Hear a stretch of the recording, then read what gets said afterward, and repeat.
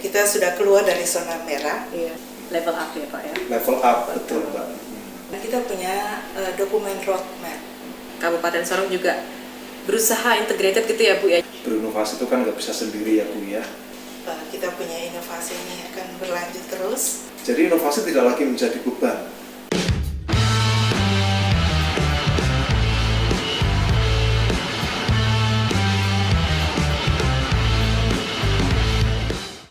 Selamat siang, selamat datang di podcast Think Out of the Box, podcast tentang laboratorium inovasi yang diinisiasi oleh Kabupaten Sorong.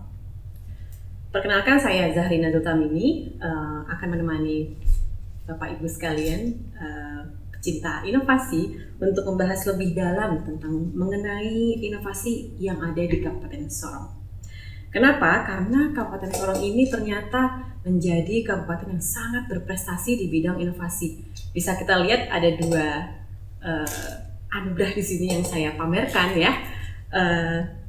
Dan ini tidak hanya 1 tahun, ada 2 tahun berturut-turut di tahun 2022 dan juga tahun 2023. Kabupaten Sorong masuk ke dalam nominasi daerah tertinggal terinovatif ya selama 2 tahun berturut-turut. Oke, tapi saya nggak akan bahas itu lebih lanjut. Kali ini saya akan membahas bagaimana langkah selanjutnya dalam upaya untuk terus konsisten ya, sekaligus mengembangkan apa yang sudah didapat saat ini oleh Kabupaten Sorong.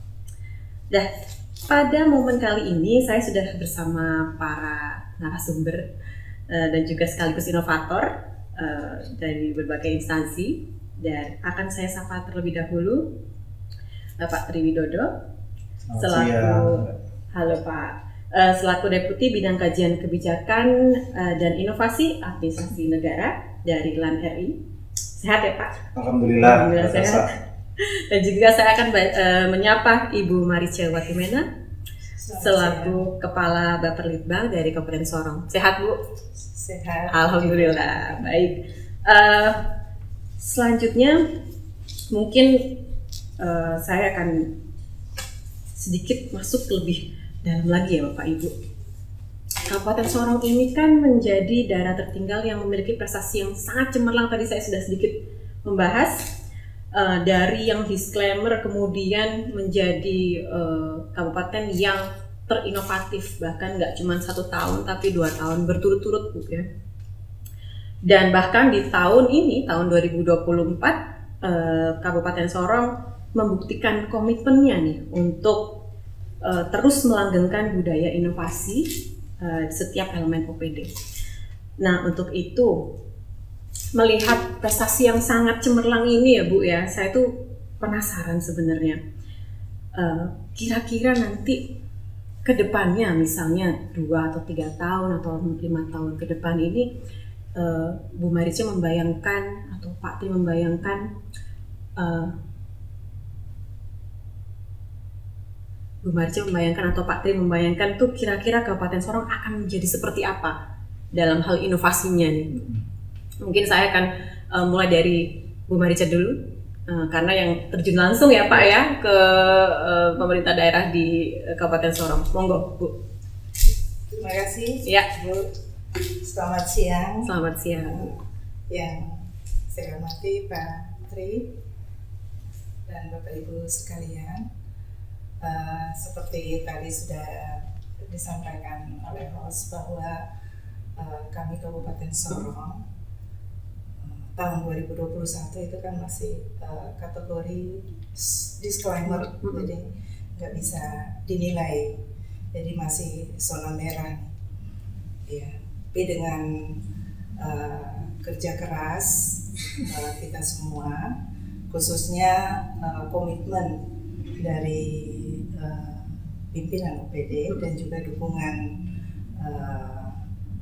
pimpinan daerah, kepala daerah dalam hal ini PJ Bupati saat itu, sehingga kita mencari ini titik persoalannya di mana sih sampai kita masih kok disclaimer, padahal kan kita juga salah satu kabupaten yang melahirkan kabupaten lain di Papua Barat saat itu ya. Nah, akhirnya setelah kami berdiskusi dengan teman-teman di Baperlitbang, mari coba kita cari titik persoalannya dan kita sama-sama cari solusinya seperti apa. Nah, ternyata bukan Kabupaten Sorong sama sekali tidak berinovasi, tetapi saat itu ya inovasi-inovasi hasil BKN maupun PKA sudah ada, tetapi kan tidak terinput, tidak dimasukkan dalam penilaian indeks inovasi. Nah, akhirnya kami tim dari Baperlitbang melakukan komunikasi dengan saat itu pertama dengan Brida Papua Barat saat itu Profesor Charlie. Kemudian kita mendapatkan masukan, kemudian tahap selanjutnya kita berkomunikasi dengan Badan Strategi Kebijakan Dalam Negeri, Kemendagri, Pak Isman dan tim. Mereka bersedia membantu kami. Nah, saat itu dengan kerja keras, inovasi-inovasi yang sudah ada, kita uji kematangannya, dengan dibantu dari timnya Pak Peter Isman. Nah, akhirnya pada 2022 kalau tidak salah Agustus atau Desember, kita sudah keluar dari zona merah, masuk dalam kabupaten yang inovatif. Setelah itu kita masuk lagi, kita coba untuk mengikuti IGA Award tahun 2022. Nah, itu kita masuk kategori daerah tertinggal.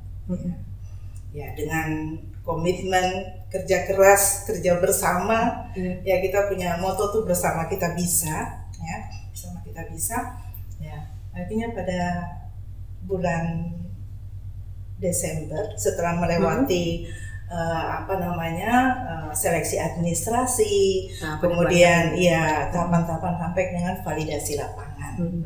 Nah, tahun 2022 itu kita dapat penghargaan juara 3 luar biasa kategori daerah tertinggal.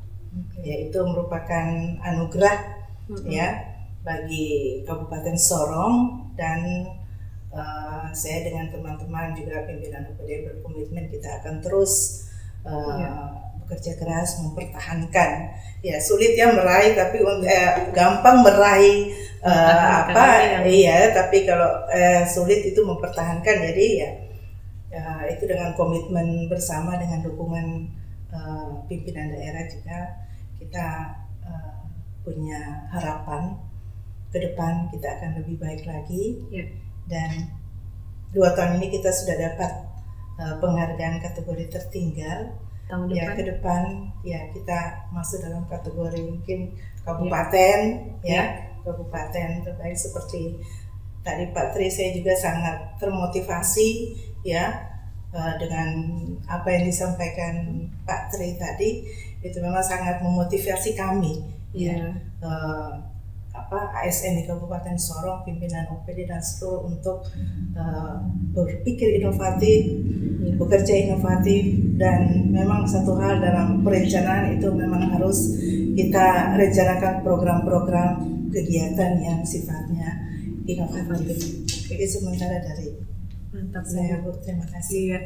Nah, saya akan ke Pak Tri. Ini kalau melihat begitu besarnya dukungan Pak dari pimpinan, kemudian juga Pak tadi lihat di sesi pagi semuanya sangat semangat nih Pak. Bapak kalau melihat 2-3 tahun ke depan nih kayak Sorong gimana Pak? Kabupaten Sorong nih apa jangan-jangan Mbak nih kayaknya 2-3 tahun lagi bisa lah dapat anugerah dari atau award dari luar negeri justru bahkan, atau gimana menurut Pak Tri? Ya memang kalau kita lihat peta inovasi di Indonesia ini kan sangat fluktuatif Mbak. Jadi banyak kejutan-kejutan juga tuh di dalam indeks inovasi itu. Ada daerah-daerah yang tadinya sudah di peringkat atas itu, tiba-tiba tahun berikutnya anjlok. Tapi ada juga daerah yang sebelumnya tidak kita sangka-sangka malah muncul sebagai juaranya. Nah, yang begini-begini sebenarnya fenomena yang yang biasa-biasa saja. Yang kita inginkan adalah bagaimana ketika sudah di level atas itu bisa mempertahankan posisinya dalam waktu yang relatif lama begitu kan. Jadi seperti Sorong ini sudah bagus dalam arti 2 tahun berturut-turut kan kategori terinovatif untuk kategori daerah tertinggal. Tapi setahun kemudian, 2 tahun yang akan datang, 3 tahun kita nggak tahu apa yang akan terjadi. Bisa saja anjlok, bisa bertahan atau bisa meningkat. Nah, ada 3 opsi itu. Maka ke arah mana pergerakan Kabupaten Sorong ini ya ditentukan sendiri oleh teman-teman di Kabupaten Sorong. Nah, hari ini ada inisiatif yang menurut saya sangat luar biasa ya, katakanlah mendorong sebuah gerakan berinovasi tahap kedua.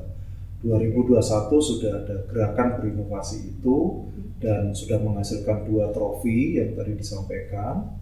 Nah, ke depan ini supaya tidak jatuh ke dalam jebakan penurunan itu, perlu ada gerakan yang kedua. Nah, gerakan kedua ini baru saja dimulai hari ini, dan dengan adanya gerakan ini menurut saya sih, prediksi saya tahun 2024 bulan Desember akan ada pengumuman indeks inovasi lagi, dan saya yakin Kabupaten Sorong sangat minimal itu mempertahankan prestasi menjadi daerah terinovatif kategori daerah tertinggal, tapi mudah-mudahan disertai dengan kerja keras semua OPD, kita bisa lebih improve bersaing di tataran kabupaten dan kota di Indonesia yang tidak masuk dalam kategori daerah tertinggal. Jadi level up ya Pak ya? Level up, betul Mbak. Oke. Nah, tadi Pak Kris sudah memperkirakan ya, kira-kira pilihannya 3. Kalau nggak naik, tetap ya anjlok nih. Tapi saya yakin Kabupaten Sorong pasti maunya naik nih Pak ya. Betul. Pasti maunya naik. Dan tadi saya dapat bisikan-bisikan nih, kira-kira udah ada belum Bu langkah-langkah strategis kira-kira untuk level up tadi Kabupaten Sorong ini di dalam hal inovasi. Nah, kira-kira gimana? Bu Marica? Terima kasih. Untuk langkah-langkah strategi ke depan ya, kami juga tidak anjlok tidak turun paling tidak ada peningkatan itu pertama.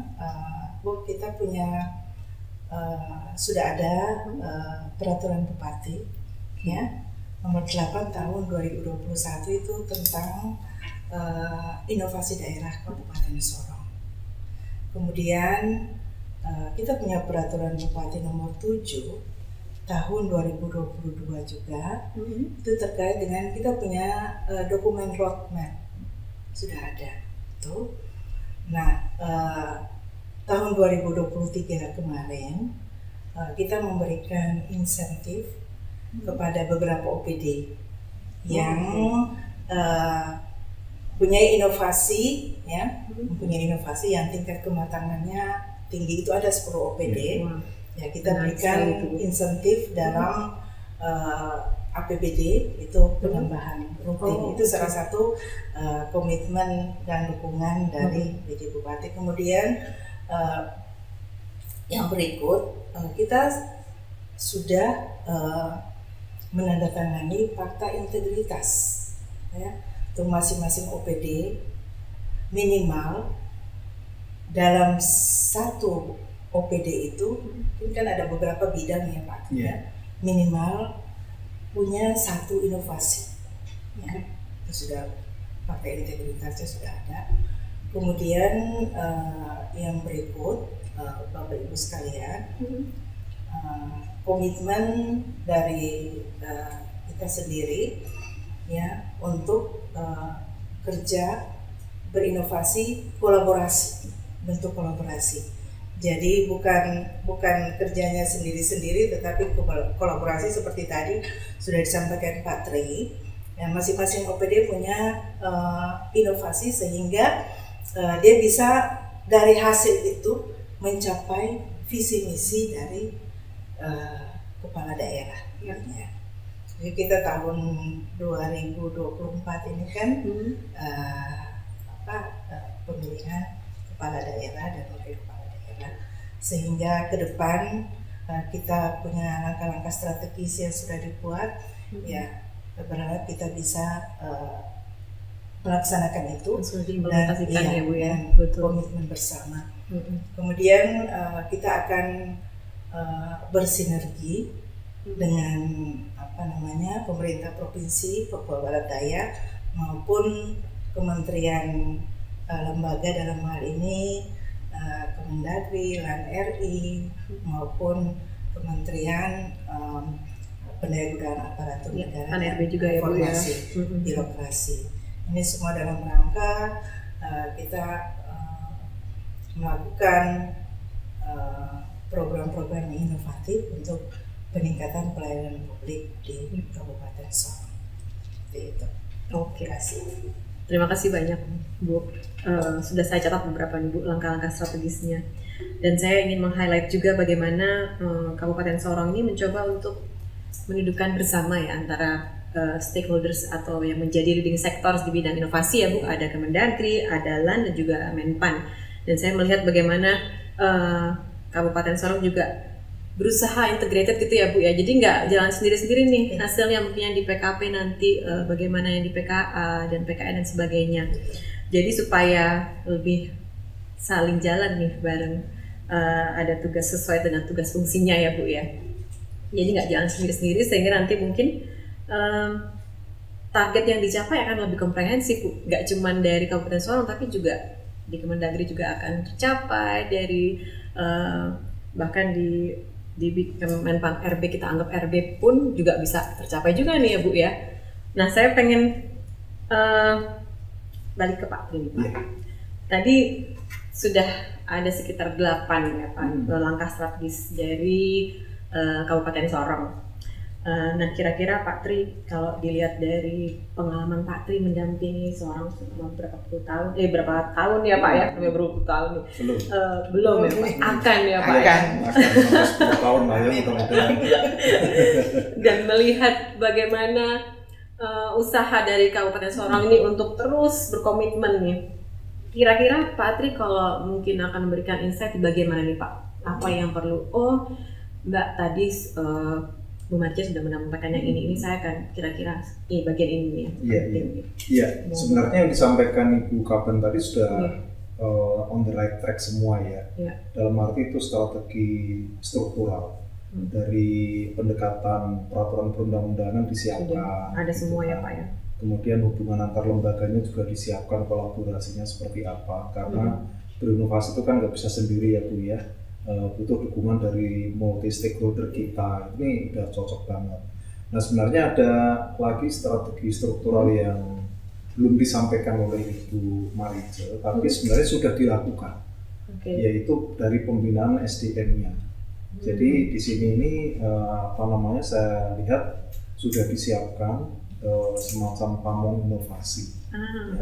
Pamong inovasi atau kita menyebutnya champion inovasi, begitu.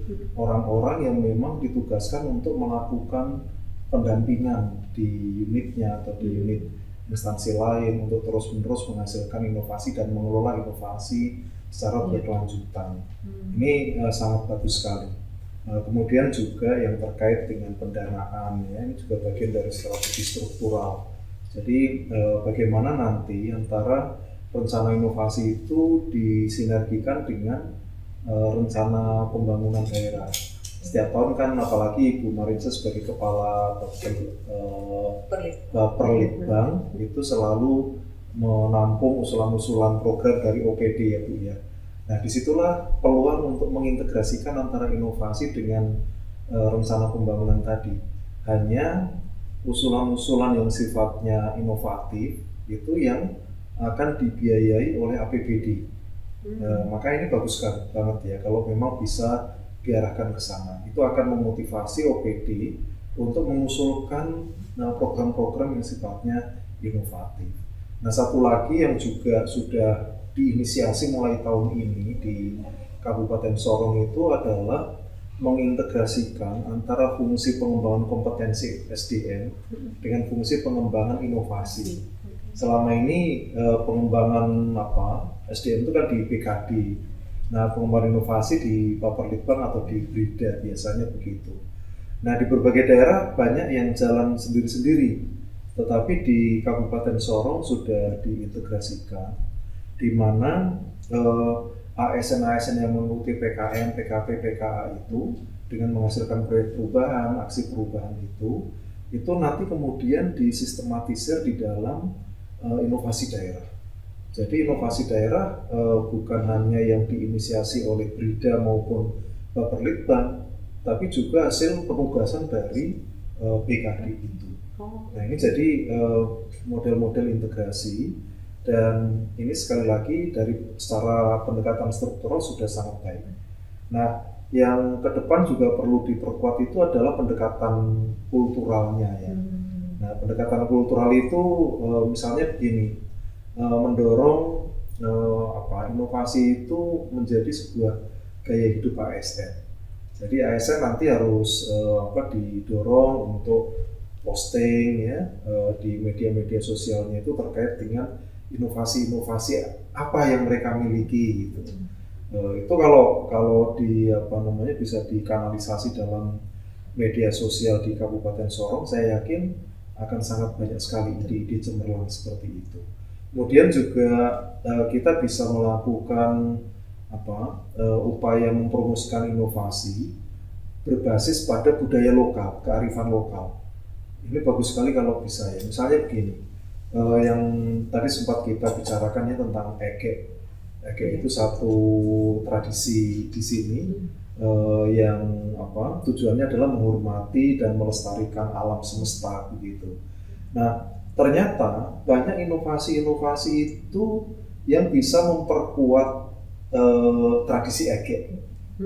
Misalnya di tahun 2021 itu Dinas Pertanian kalau saya nggak salah itu ada inovasi namanya petani milenial begitu misalnya. Ya, jadi anak-anak milenial itu tidak semuanya harus bekerja di industri, harus di startup, di bisnis yang begitu-begitu, tetapi mereka itu sebenarnya juga tulang punggung perekonomian di daerah, terutama di sektor pertanian begitu. Cuma jangan membayangkan pertanian itu seperti memanggul cangkul begitu ya, kemudian belepotan lumpur ya, tidak harus begitu.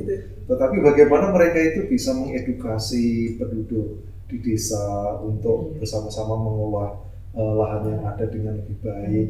Nah, ini yang kita sebut sebagai petani milenial. Nah, ide petani milenial itu kalau kita kaitkan dengan ege itu jadi nyambung begitu. Jadi bukan hanya sekedar inovasi, tapi inovasi itu adalah bagian upaya melestarikan warisan-warisan budaya lokal itu. Ini cara kita mengemas sebuah inovasi yang keren ya, mengkaitkan antara kebutuhan modernitas begitu dengan tuntutan kita untuk melestarikan warisan-warisan leluhur begitu. Gitu Mbak Sasa. Jadi cukup banyak ya yang strategi bisa kita kembangkan untuk Kabupaten Sorong ini. Dan juga nanti kalau masalah EGEK tadi Pak, itu secara nggak langsung juga akan menyentuh ini ya Pak, pembangunan berkelanjutan ya Pak ya? Oh pasti, betul, mendukung SDGs Jadi nggak cuma ranah nasional Bu, ternyata sub internasional nanti secara global, kebutuhan global juga terjawab ya Pak ya? Iya, betul sekali. Baik, ada tambahan mungkin Bu terkait dengan Pak disampaikan tadi sudah begitu banyak, atau mungkin mau tambahan cerita tentang EGEK mungkin? Kalau EGEK kan sudah pernah di bulan September pernah lalu. Dan itu memang ada pengunjung dari luar negeri. Memang luar negeri cinta banget sama tradisi yang ada di Indonesia. Jadi apa yang disampaikan Pak Tri tadi memang kita perlu dorong ya, khususnya untuk inovasi tentang kebudayaan di daerah. kearifan lokal. Betul, Bu. Terima kasih, Pak. Nggak melulu masalah teknologi ya, Bu ya. Kita kan kaya akan budaya, itu Benar. patut dilestarikan. Baik, selanjutnya nih Pak Tri dan Bu Marijo. Tadi kita sudah begitu banyak cerita ya. Saya pengen dengar lagi nih dari Pak Tri tentang praktik baik nih Pak. Yang tadi kan Bapak sudah menyampaikan sedikit contoh-contoh juga ada. Tapi pengen nih Pak cerita tentang praktik baik yang mungkin sudah Bapak lihat secara langsung, Bapak alami gitu ya, yang nantinya akan bisa dipelajari atau menjadi pedoman dalam tanda kutip ya Pak di teman-teman atau di manapun berada lah untuk mengembangkan inovasi itu tadi Pak. Sekaligus sebagai pertama menjadi inovasi, jadi motivasi, kemudian juga bisa menjadi langkah-langkah preventif jika di satu titik mereka akan menghadapi tantangan-tantangan gitu Pak.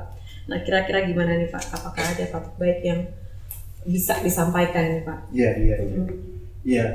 Sebenarnya ada beberapa ya yang sudah diterapkan di beberapa daerah dan itu sifatnya sebenarnya universal begitu, artinya bisa diterapkan dimanapun juga. Jadi pertama bahwa inovasi itu bisa menjadi satu instrumen untuk pembinaan karir. Artinya antara pegawai atau ASN yang inovatif dengan yang tidak itu mestinya harus berbeda.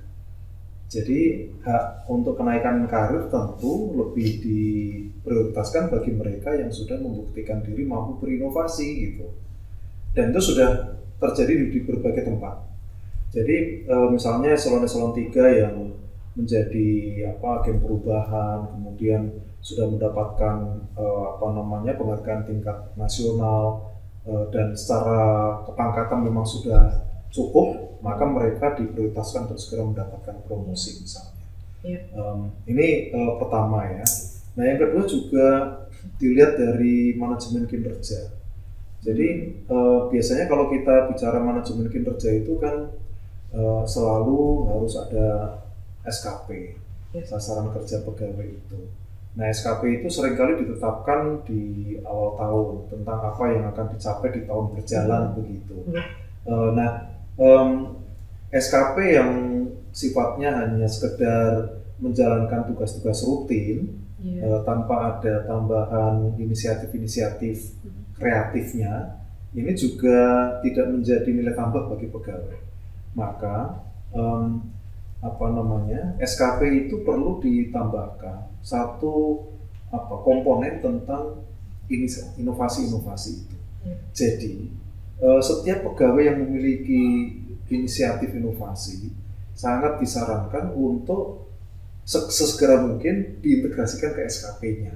Nah SKP itu akan menjadi nilai tambah dia terhadap penilaian kinerja bulanan, triwulan, semesteran maupun tahunan begitu. Ini sebenarnya sangat mudah dilakukan dan sudah mulai banyak dilakukan Mbak. Cuma memang ada beberapa orang atau beberapa instansi yang belum bisa menerapkan ini. Nah kalau itu bisa diterapkan, maka orang akan termotivasi dengan berinovasi. Jadi inovasi tidak lagi menjadi beban. Tapi ketika dia berinovasi, satu, tadi akan mendapatkan nilai kinerja yang baik.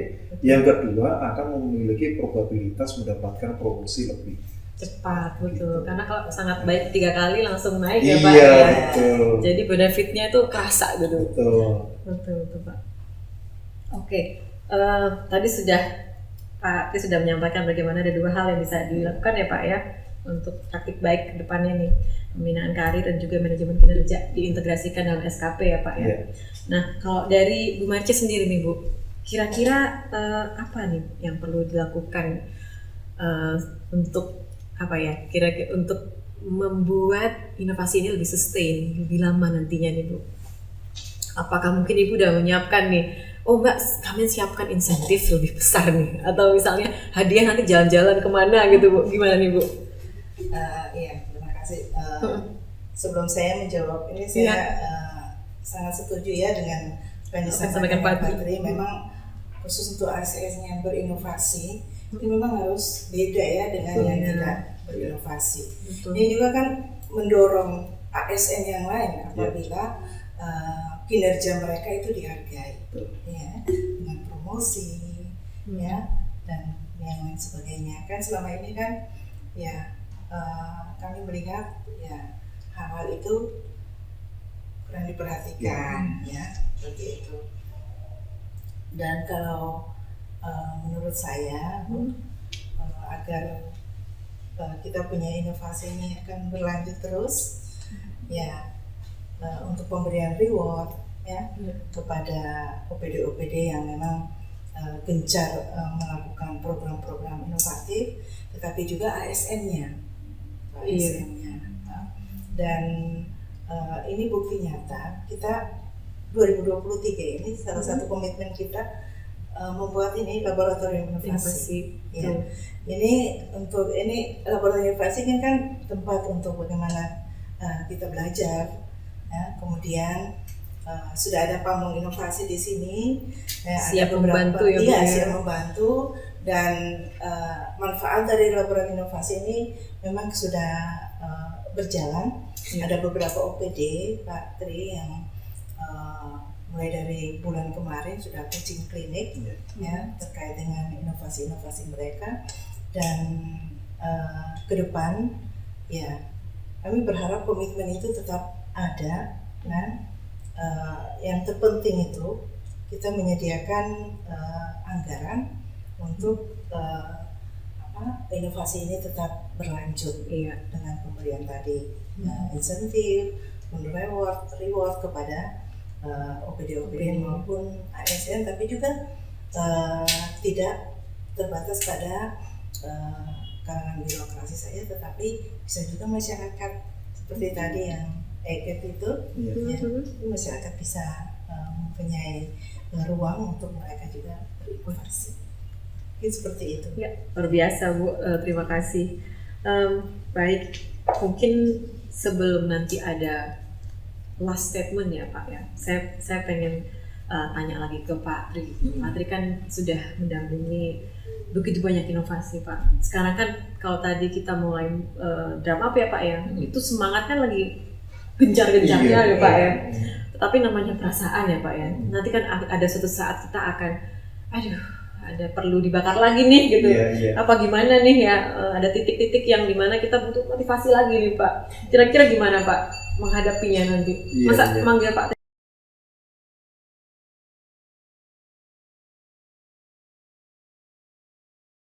lagi ke sini? Ya itu opsi yang bisa dicoba juga. Betul. Ya tahun diundang juga siap aja kita.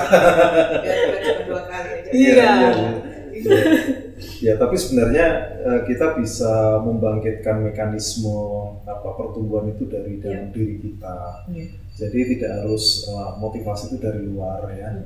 Memang kadang pendekatan yang sifatnya outside in itu penting. Seperti sekarang ya, orang Kemendagri diundang untuk memberikan motivasi.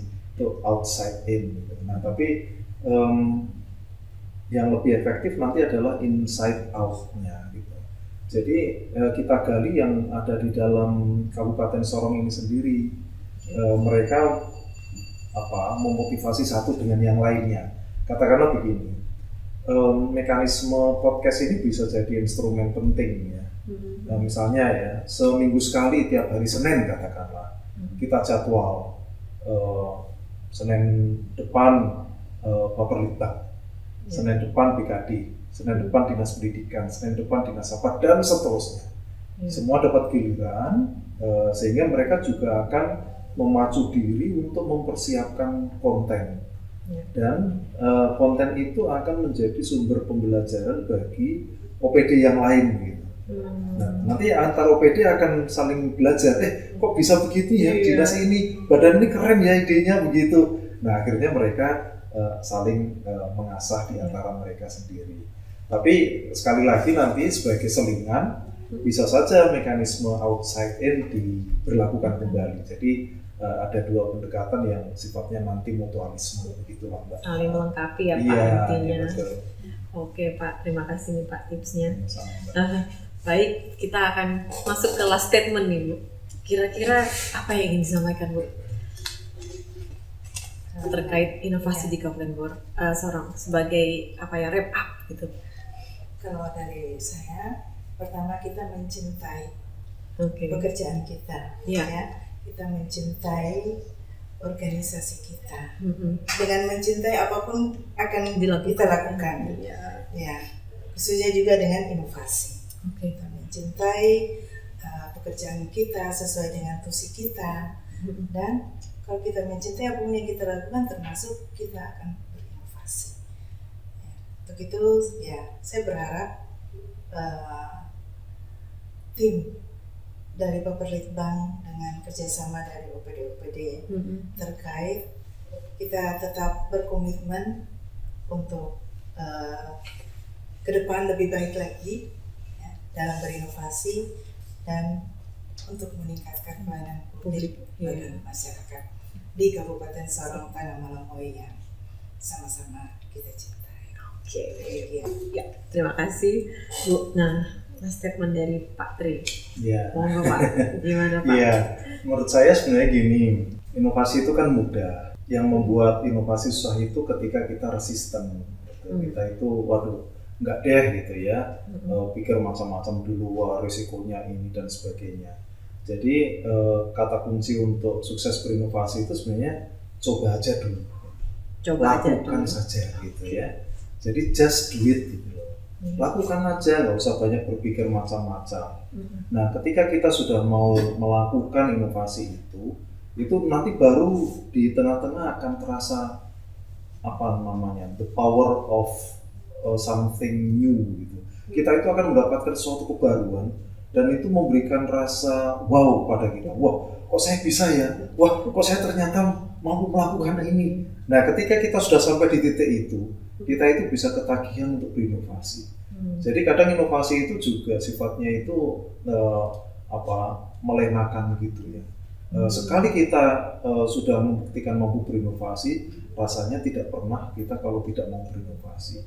Maka coba aja dulu. Coba aja. Oke. Terima kasih banyak Pak Tri. Baik, para sahabat inovator yang saya sayangi, saya yakin begitu antusiasnya Bapak Ibu mengikuti acara ini, dan sayangnya kita sudah sampai di ujung acara. Terima kasih banyak Bu Marica, Pak Tri sudah hadir dan juga berdiskusi bersama, berbagi tips, dan inovasi memang sudah banyak dilakukan, tapi kita masih butuh lebih banyak lagi inovasi demi perbaikan di pelayanan publik. Semoga apa yang kita diskusikan kali ini bermanfaat bagi Bapak Ibu. Akhir kata, saya Zahrina undur diri. Sampai jumpa di kesempatan yang lain.